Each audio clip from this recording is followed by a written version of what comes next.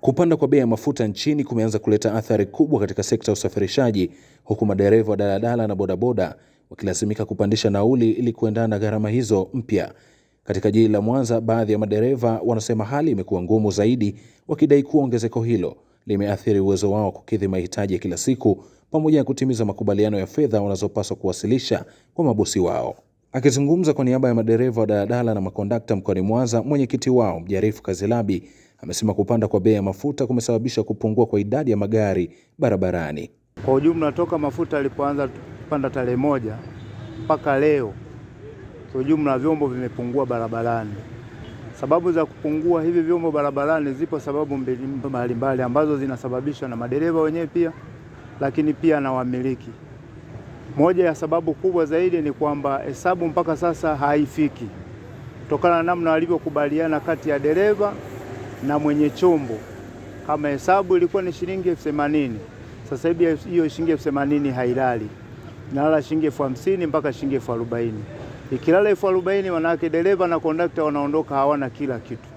Kwa hiyo auction inayokuwepo pale ni kwa dereva kuamua aidha aendelee kufanya kazi akiwa hana chochote au hapaki gari. Kwa hiyo kiujumla hali ni mbaya, sio nzuri. Magari mengi yameshapaki wakisubiri ile tamko ambalo liliotolewa tarehe 8, uwepo wa kikao ili kujadili swala la nauli, kuongezeka kwa hiyo nauli. Hivyo basi, natoa wito kwa serikali kuona namna ya haraka ambayo inaweza kusaidia ili vyombo vingi vikashindwa kuendelea kutoa huduma, vikajikuta vimepaki na watu wakaendelea kupata tabu ya kutoka eneo moja na kuelekea eneo jingine. Kwa upande wa maafisa wa usafirishaji wa mkoa huo, nao hawajaachwa nyuma na athari hizo, wakisema tayari wamelazimika kuongeza nauli ili kumudu gharama za uendeshaji. Kuhusu hali ya mafuta kupanda bei, imepelekea kwetu sisi tuweze kupandisha bei kwa sababu mwanzoni bei ilipokuwa ya chini, kiwango tulichokuwa tukipata sasa inakuwa tofauti tukiendelea na ile bei ya mwanzoni.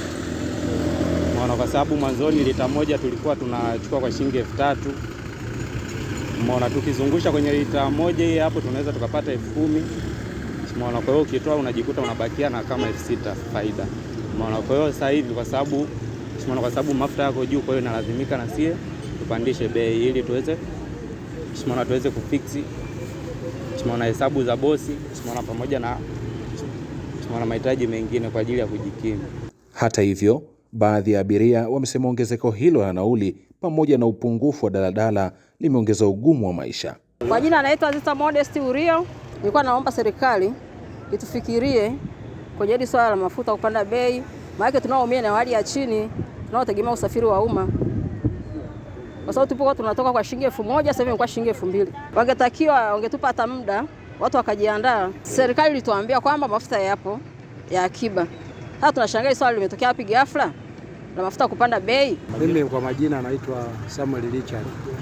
Ni mkazi wa Mwanza katika mtaa Kitangili sokoni pale maeneo ya Medical Research.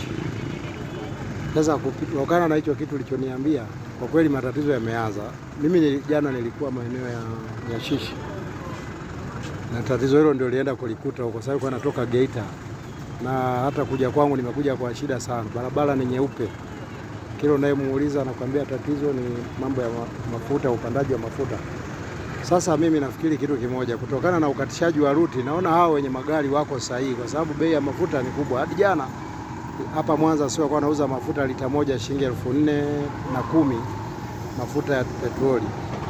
Sasa kutokana na hali hiyo kweli wanaendesha shughuli kwa hasara, na mtu anataka afanye biashara yenye faida.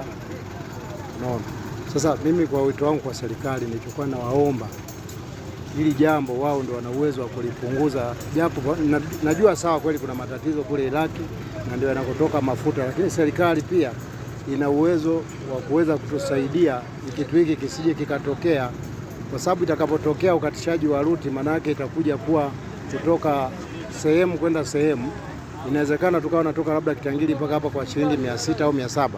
Alafu unatoka hapa mpaka Mabatini unaambiwa tena 700. Unatoka pale Mabatini unaambiwa kwenda Igoma tena 700. Nafikiri ndio inakwenda kuwa kitu cha namna hiyo.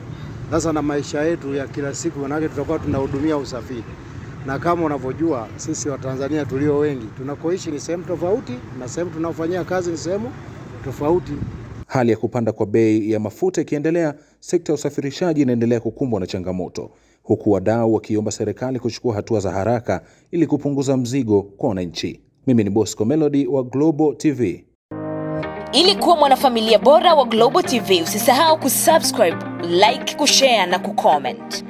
Baada ya kusubscribe, bonyeza alama ya kengele ili kupata taarifa kwa kila video inayopanda Global TV Online.